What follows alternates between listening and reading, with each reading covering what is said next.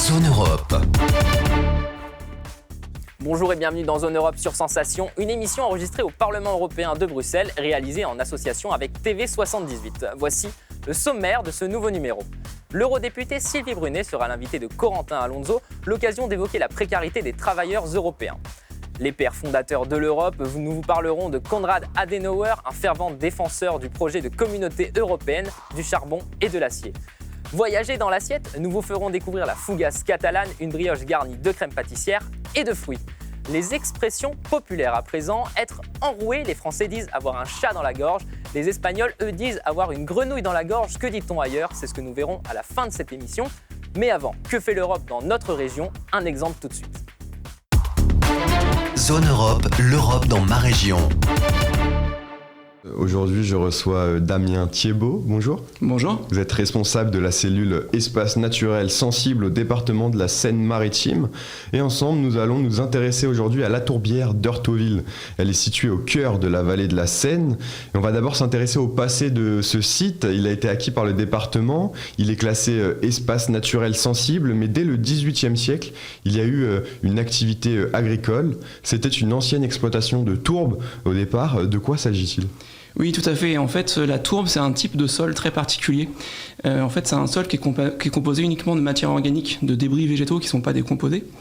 Donc en fait, ce marécage, pendant très longtemps, il a été exploité par les habitants pour l'agriculture. Il y avait du pâturage, il y avait du maraîchage, il y avait de l'exploitation de roseaux. Et à partir du XVIIIe siècle, les habitants ont commencé à exploiter la tourbe, effectivement, pour se chauffer avec, en fait. Comme c'est des débris végétaux, un peu comme du bois, ça peut servir pour se chauffer. Donc en fait, les habitants ont commencé à exploiter la tourbe avec des outils bien particuliers pour en faire des petites bûchettes de tourbe qui laissaient sécher à l'air libre. Et une fois que c'était sec, ils mettaient ça dans les foyers pour se chauffer avec. Et après, donc ça c'était à partir du XVIIIe siècle. À partir du XXe siècle, là on a eu une exploitation plus industrielle qui a commencé. Parce qu'en fait la tourbe, c'est ce qu'on achète dans les grandes surfaces de jardinage ou de bricolage. C'est la terre de bruyère, la tourbe, le terreau. Tout ça c'est de la tourbe. Donc là, à partir de la deuxième moitié du XXe siècle, il y a eu à peu près 8 millions de mètres cubes de tourbe qui ont été extraits pour fournir justement les grandes surfaces de bricolage.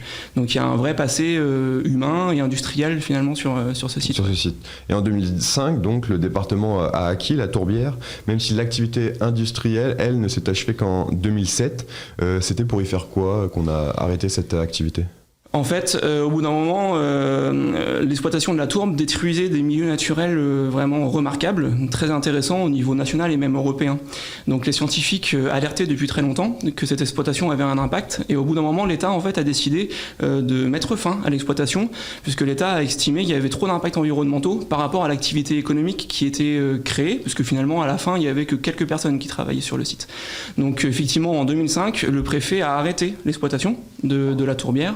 Et à partir de là, le département s'est porté acquéreur du site pour le protéger en fait, parce que du coup c'est vraiment un espace naturel remarquable, et il y avait le risque que ça puisse être acheté par des particuliers, par des privés, et notamment par des chasseurs, puisqu'en fait on est à côté d'une grande forêt domaniale où il y a beaucoup de sangliers, de chevreuils et même de cerfs. Donc à une époque il y avait des chasseurs qui voulaient acheter le site. Donc à cette époque-là en fait, l'État, le département, la région, l'agence de l'eau, tout le monde s'est réuni pour porter un projet finalement sur ce site-là. Et donc c'est le département qui s'est porté acquéreur avec des fonds européens déjà à l'époque. Alors ce site, c'est à la fois 50 hectares d'étangs, 50 hectares de prairies et roseraie et 100 hectares de forêt. Au total, c'est plus de 1500 espèces végétales et animales qui s'y trouvent. Qu'est-ce qu'on peut y retrouver dans ce site? Oui, effectivement, il y a 1500 espèces, c'est un site vraiment remarquable. On a la cigogne blanche, par exemple, qui niche sur le site. La cigogne, le grand échassier, qui niche sur les toits en Alsace ou même en Charente-Maritime. En fait, elle est présente en vallée de Seine et elle niche sur le site. On a le martin pêcheur qui est présent sur l'étang. On a une plante carnivore, le drosera. C'est une toute petite plante, en fait, qui mange des insectes, des mouches, etc., pour se nourrir, en fait. C'est vraiment des espèces qu'on trouve que dans ces milieux-là. Et on a également une fougère très rare, une fougère préhistorique. Une fougère très ancienne qui était présente sur Terre déjà dès la préhistoire, qui fait des grandes feuilles de plus de 2 mètres de long. Donc il y a vraiment des endroits où on se croirait dans de la forêt primaire, en fait, un peu dans la jungle. Donc c'est vraiment un cœur de nature, un réservoir de biodiversité. C'est un des sites les plus riches en fait, de toute la Normandie. Et quelles ont été les étapes de préservation de cette tourbière avant de se lancer donc, dans ce projet d'aménagement dont on va parler ? Effectivement, donc quand le département s'est porté acquéreur du foncier entre 2005 et 2012 pour les dernières acquisitions, après on a eu toute une phase de restauration. Il y avait des milieux qui étaient assez dégradés, des prairies qui étaient complètement enfrichées, qu'on a réouvert avec des gros moyens mécaniques. On a installé des clôtures, des barrières, des passerelles pour pouvoir y remettre des animaux, pour faire du pâturage. On a aussi fait beaucoup d'études scientifiques, parce que finalement c'était un site qu'on connaissait pas complètement, on avait beaucoup de vieilles données, donc vraiment pour savoir quels étaient les enjeux, quelles étaient les espèces présentes sur le site. Donc ça c'était vraiment les premières années. Après on est rentré dans une phase vraiment de gestion courante, on entretenait le site, on entretient les mares, on entretient les haies, on plante des arbres, on entretient les prairies. Et aujourd'hui on est au stade effectivement, un peu le point final, le point d'orgue de tout ça, on ouvre le site au public et on y fait des animations nature pour faire découvrir en fait toute cette biodiversité. Alors un projet d'aménagement a été lancé avec des travaux qui ont débuté l'an dernier. Montant total du projet, un peu moins d'1 900 000 €. Vous avez bénéficié de 300 000 € du Fonds européen agricole pour le développement rural. En quoi ce projet était-il éligible et quelles étaient les conditions pour pouvoir bénéficier de ces fonds européens? En fait, effectivement, l'Europe avait un dispositif pour aider tous les projets en milieu rural, de tourisme en milieu rural, notamment tout le tourisme durable. Donc en fait, notre projet, on est vraiment en zone rurale. Horteville, c'est une petite commune de quelques centaines d'habitants en vallée de Seine, dans un environnement qui est assez touristique, avec la route des fruits, la route des chaumières, on a un chemin de grande randonnée. Donc on collait vraiment à ces objectifs de l'Union européenne. On a un projet qui est vraiment qualitatif d'un point de vue environnemental, avec le moins d'impact possible sur l'environnement, des ouvrages en bois, du bois local, des choses comme ça. Et il fallait également qu'on s'inscrive dans des démarches plus globales. Il fallait qu'on soit cohérent avec les objectifs de la région, les objectifs du département et les objectifs de l'intercommunalité en termes de tourisme. Et donc là, on collait pleinement à ces objectifs-là, d'un point de vue préservation de l'environnement, mais aussi d'un point de vue tourisme, notamment par rapport à tout ce qui est tourisme vert, qui est de plus en plus à la mode, notamment avec le confinement en ce moment. Alors le but de tout ça, c'était donc d'aménager plusieurs équipements pour créer un espace de loisirs, un espace d'apprentissage pour petits et grands. Qu'est-ce que le public va pouvoir y découvrir dans ce nouveau espace? On peut peut-être commencer par parler des sentiers de découverte. Oui, tout à fait. En fait, on va créer 4 km de sentiers de découverte pour vraiment découvrir le site. Et sur ces sentiers, en fait, on va avoir des panneaux pédagogiques à plusieurs endroits. Donc, le premier sentier va s'appeler la tourbière et ses secrets. Donc là, on va expliquer justement la tourbe, qu'est-ce que c'est, une tourbière, comment ça se forme, pourquoi on exploitait la tourbe. On va beaucoup parler justement du passé du site, du passé industriel. On va montrer des vieux outils, on va montrer des photos des familles qui travaillaient là il y a un siècle. Et on va également parler, bien sûr, de la faune et de la flore, les plantes carnivores, les mousses très particulières qui vivent là-bas, les insectes aquatiques, etc. Après, le deuxième sentier s'appelle les oiseaux des étangs. Donc là, en fait, on va arriver sur un observatoire qui va permettre, avec une lunette, une longue vue, d'observer les oiseaux qui sont présents sur l'étang. Et le troisième sentier s'appelle au cœur du Marais, où là, on va vraiment rentrer dans une parcelle de le Marais, une zone humide, qui est gérée par des animaux, par des chevaux de Camargue, les chevaux blancs qu'on voit dans le sud de la France, et par des bœufs écossais. Et là, en gros, on va parler pourquoi et comment on gère une zone humide, comment on la protège, en fait. J'ai vu aussi sur les réseaux sociaux qu'un bâtiment flottant, une structure de 20 tonnes, a été installé sur un canal. Est-ce que vous pouvez m'en parler un petit peu? Oui, tout à fait. C'est l'aspect un peu innovant du projet. En fait, on voulait créer sur place une salle pédagogique et une salle d'exposition. En fait, c'est ce qu'on voulait faire dans le projet. Initialement, on voulait le faire au sol, à terre, un bâtiment classique. Sauf que déjà, on aurait eu pas mal d'impact sur l'environnement puisqu'on aurait artificialisé tous ces sols-là. Et en plus, on n'a pas eu le droit de le faire puisque le site est inondable, donc on n'aurait pas eu le droit de construire ce bâtiment-là. Donc là, on s'est orienté vers cette solution de faire un bâtiment flottant. On avait l'exemple de la base de loisirs du lac de Cagniel à Cagny-Barville, là au nord du département, où on a un grand bâtiment flottant comme ça. Ça permet d'avoir le moindre impact sur l'environnement. Et en fait, on utilise une technologie brevetée d'une entreprise de Seine-Maritime. La difficulté, c'est que en fait, les bateaux, c'est un bateau. Du coup, ce bâtiment va vraiment être un bateau. Il va être baptisé, il va être immatriculé. Normalement, tous les 10 ans, il faut le mettre en cale sèche pour l'entretenir. Donc pour ça, il faut un port. Ici, on n'avait pas de port.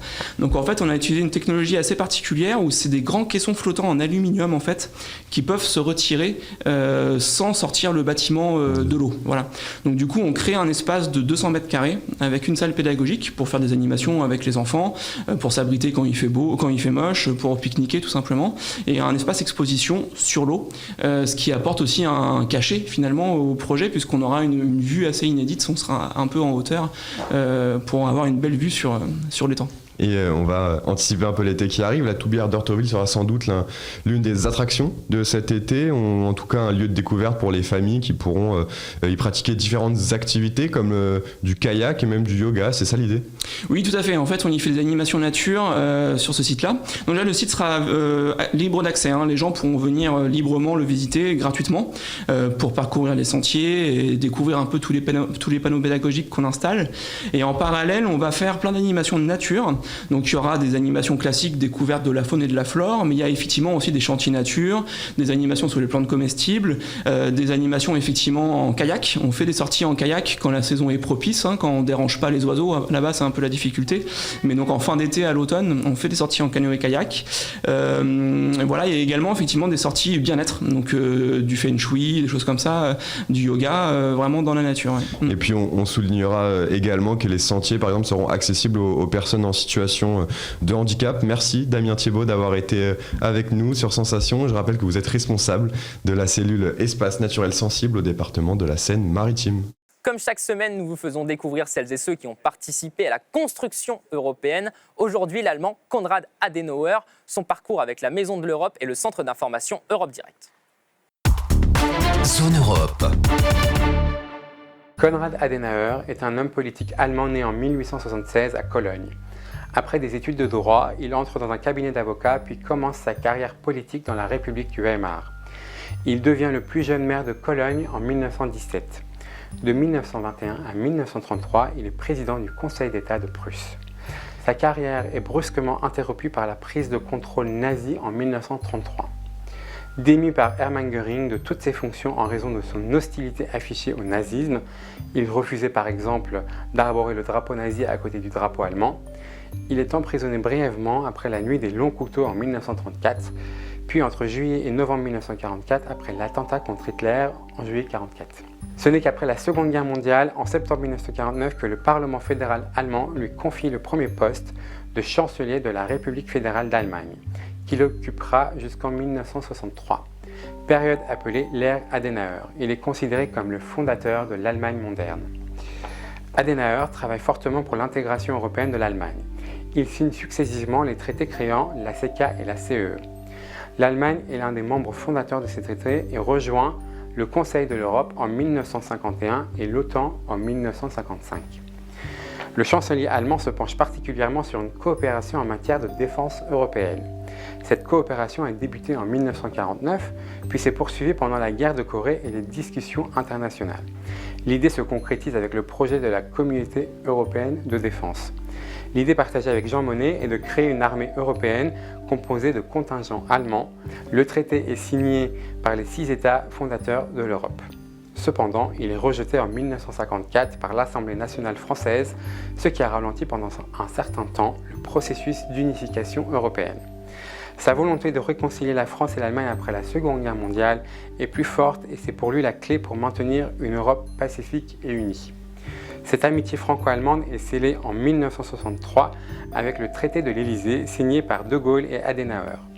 Le 22 janvier devient pour la suite la journée franco-allemande qui célèbre l'union des deux pays.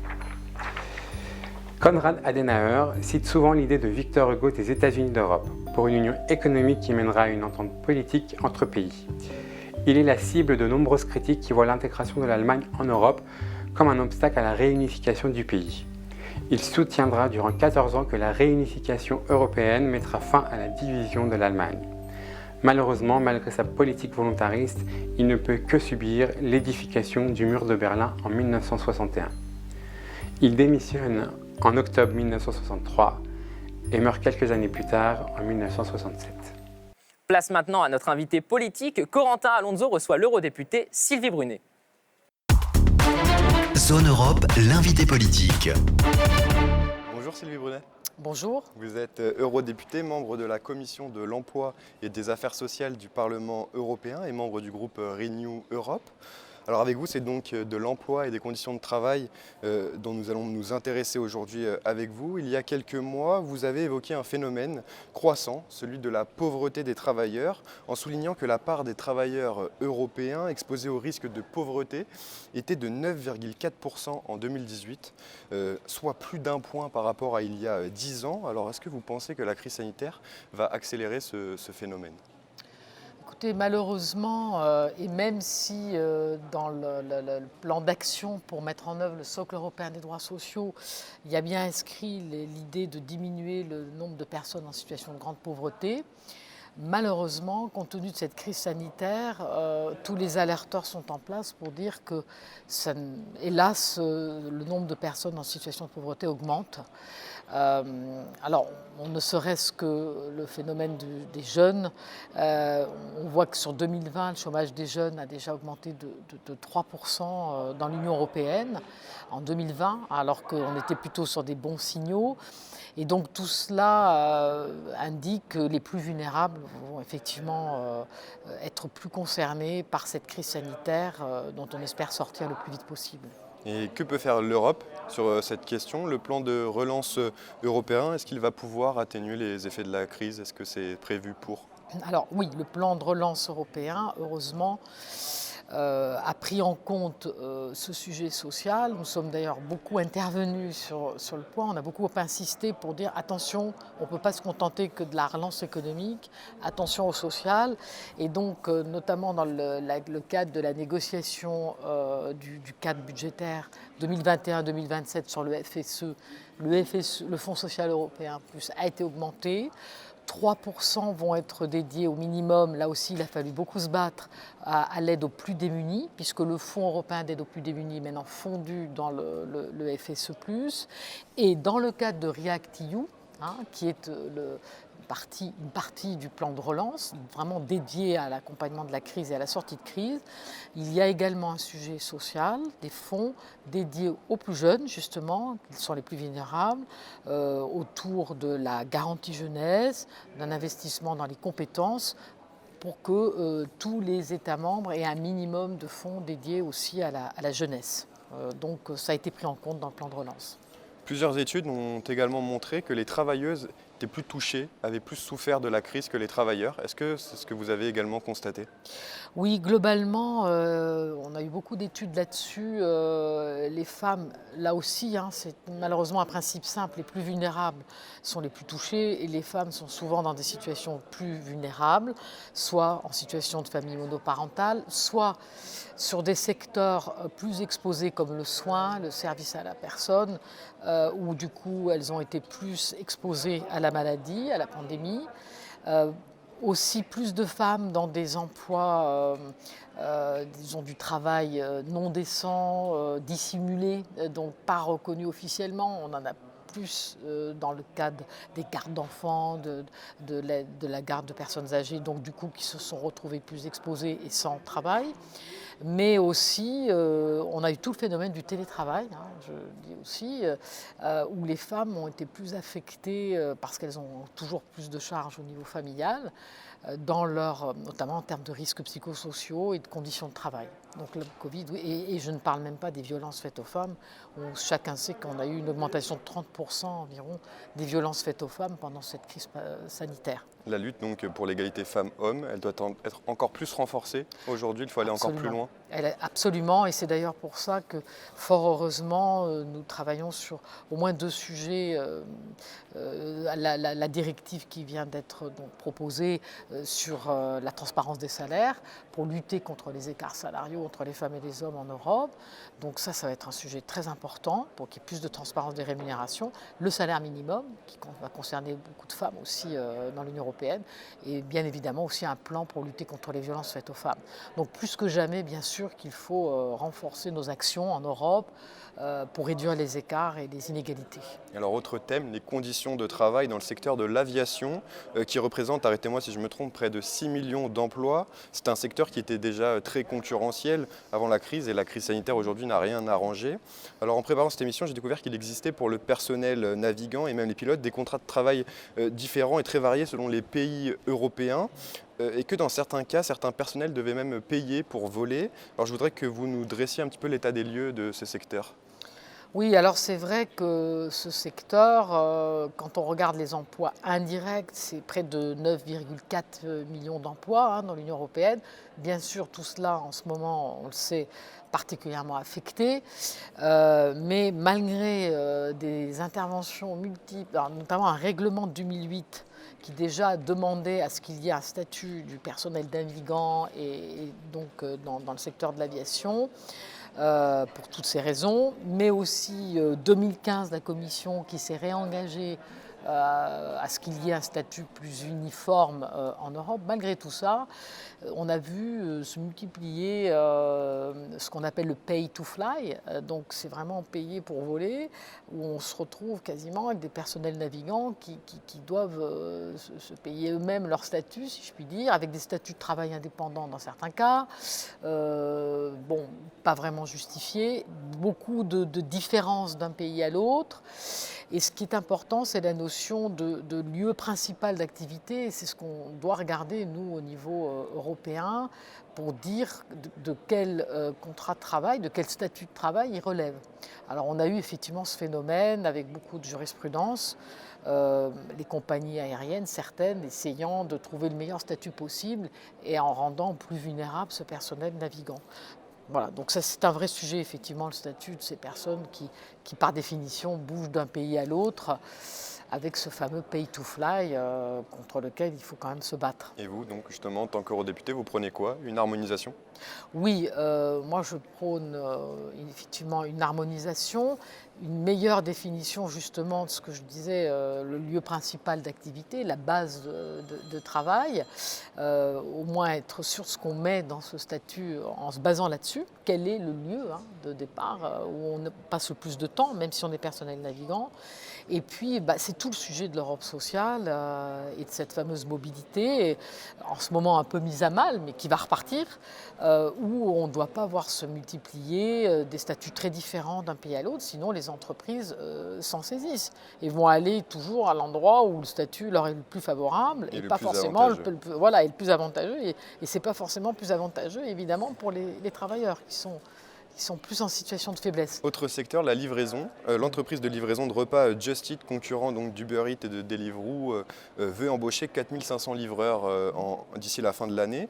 Pour vous, c'est une opération de communication ou ça va dans le bon sens? C'est une bonne chose. Je ne sais pas si c'est une opération de communication, pour être très honnête. Après, c'est leur choix statutaire. C'est tout le débat en ce moment sur les livreurs, puisque moi, je suis rapporteur sur les conditions de travail des travailleurs des plateformes, sur un rapport d'initiative, et qu'on va avoir sûrement une directive. On a tout un débat dans l'Union européenne, et même en France, sur le statut qu'ils doivent avoir. Est-ce que ce sont des vrais travailleurs indépendants ou pas? Alors, dans un certain nombre de cas et de critères, notamment pour la livraison, on va peut-être pouvoir analyser qu'ils sont en fait salariés. Maintenant, est-ce qu'il faut le systématiser? On va voir si on arrive à des bons critères. Just Eat, on nous les cite souvent. D'abord, j'attends de voir combien de personnes ils vont exactement recruter. Et puis, est-ce que ça va convenir ou pas? On verra bien. Mais il est vrai que dans un certain nombre de situations, c'est des faux travailleurs indépendants. Donc, à partir du moment où ils ne sont pas bien rémunérés par rapport à leur travail, pas protégés en termes de maladies et d'accidents du travail, ils devraient être plutôt en relation de travail et salariés. Et donc, c'est vrai que ça va plutôt dans le bon sens si on arrive à ça. Alors vous n'êtes pas naturellement contre les plateformes, les entrepreneurs, c'est juste que vous voulez éviter certaines dérives, donc il y a un besoin d'encadrer. Quelles sont les pistes aujourd'hui sur lesquelles vous travaillez pour justement cet encadrement? Alors les pistes sur lesquelles on travaille, c'est d'abord de regarder quel est le minimum de protection sociale et de droits qu'ils doivent avoir. Ça, c'est la première chose importante. Deuxièmement, pour que tout ça s'améliore et qu'il y ait bien ce minimum, qu'on soit travailleur indépendant ou qu'on soit salarié, on doit avoir cette protection. il y a la négociation collective. Et donc, dans les pistes, il faut ouvrir la possibilité de discuter de ces conditions de travail aux travailleurs indépendants, ce que les règles de la concurrence en Union européenne ne permettent pas de faire. Parce qu'un travailleur indépendant, même un chauffeur en VTC, il est assimilé à une entreprise. Donc, il ne peut pas discuter avec les autres sur ses conditions de travail, les conditions de fees que vont lui donner les plateformes. Et donc ça, déjà, il faut qu'on y remédie. D'ailleurs, en France, on est en train de le faire. Et troisièmement, une meilleure protection vis-à-vis des logiciels, des algorithmes. Parce que quelquefois, il y a des changements dans les algorithmes sur leur temps de travail, sur leurs conditions de travail. Ils ne sont pas vraiment informés. Ils ne savent pas à quoi s'attendre, comment ça va interagir sur leur activité. Et ça, c'est vraiment un vrai problème. Mais définir cette protection sociale, qu'ils doivent tous savoir. Et déjà, ça va dans le sens des travaux antérieurs, du Conseil et de l'Europe de manière générale. Merci beaucoup Sylvie Brunet d'être venue dans Zone Europe. Merci. Je rappelle que vous êtes eurodéputée, membre de la Commission de l'Emploi et des Affaires sociales et membre du groupe Renew Europe. Merci à vous. Pour voyager avec nous, il vous faut une serviette et des couverts. Nous vous invitons, comme chaque semaine, à voyager dans l'assiette. Jean-Marc d'Ambroise, chef pâtissier à Bessancourt, dans le Val d'Oise, nous présente la fougasse catalane. Zone Europe Voyage. Bonjour, je me présente, Jean-Marc d'Ambroise, chef pâtissier. Aujourd'hui, je vais vous présenter la fougasse catalane. Cette fougasse vient de Perpignan, dont je suis originaire. Aujourd'hui, je vais vous la présenter en version pizza et fruitée. Donc pour cette fougasse, il va nous falloir de la farine, de la levure, de l'eau, des œufs, du sel, du sucre et rien de plus. J'ajoute alors ma farine, mon sucre, le sel, la levure, du beurre et bien sûr 2 œufs. Du coup, pour pétrir notre pâte à brioche, nous allons utiliser un crochet ainsi qu'un batteur.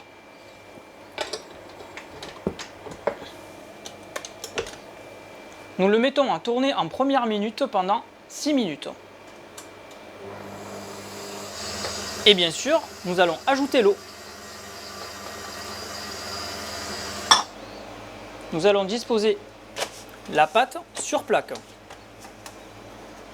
et la mettre à lever pendant 2 heures à 26 degrés, température ambiante. Pour faire une bonne fougasse catalane, bien sûr, il nous faut de la crème pâtissière que j'ai préparée en amont et que je vais disposer sur mon rond de pâte briochée. Du coup, nous allons badigeonner un peu de blanc d'œuf sur les bords de la pâte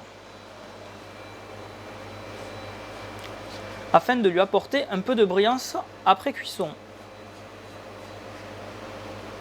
Maintenant, c'est parti, nous allons préchauffer le four à 180 et l'enfourner, puis baisser la température à 160 degrés et la cuire pendant 15 minutes. Allez, c'est parti, on enfourne notre fougasse catalane.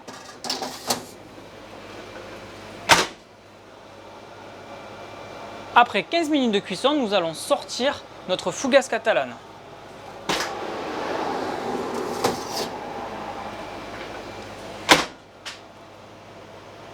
Donc nous allons ajouter ce joli nappage abricot sur les bords de notre fougasse catalane.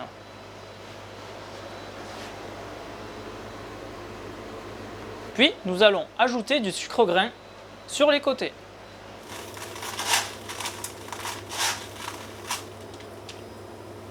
Puis nous allons parsemer de sucre glace sur les côtés pour lui donner une petite touche d'originalité. Vous pouvez la déguster comme ceci en version crème pâtissière ou simplement la décorer de fruits frais. Aujourd'hui, je vais vous faire une fougasse fruitée à la fraise. Maintenant, nous allons équeuter les fraises après les avoir lavées pour les disposer sur notre fougasse fruitée. Et les disposer comme ceci. Notre fougasse fruitée à la fraise est terminée. Nous allons à présent la badigeonner de nappage abricot avant la dégustation. Et voilà, à présent notre fougasse fruitée catalane est terminée. Nous allons à présent la déguster. Les expressions populaires, être enroué, les Français disent avoir un chat dans la gorge, les Allemands disent avoir une grenouille dans la gorge. Que dit-on ailleurs? Regardez. Zone Europe, expression d'ici et d'ailleurs. En Allemagne, on dit einen Frosch im Hals haben, ce qui signifie avoir une grenouille dans la gorge. En Italie, on dit aver un rospo in gola, ce qui veut dire avoir un crapaud dans la gorge. Au Royaume-Uni, on dit to have a frog in one's throat, ce qui signifie avoir une grenouille dans la gorge. En Espagne, on dit tener una rana en la garganta, avoir une grenouille dans la gorge. Et on dit aussi tener un nudo en la garganta, avoir une nœud dans la gorge. Zone Europe, c'est terminé pour aujourd'hui. Merci aux équipes techniques du Parlement européen de Bruxelles. Vous pouvez retrouver cette émission en podcast audio et vidéo sur notre site et notre application Radio Sensation et aussi sur TV78. Rendez-vous la semaine prochaine. Très bonne soirée. Zone Europe sur Sensation.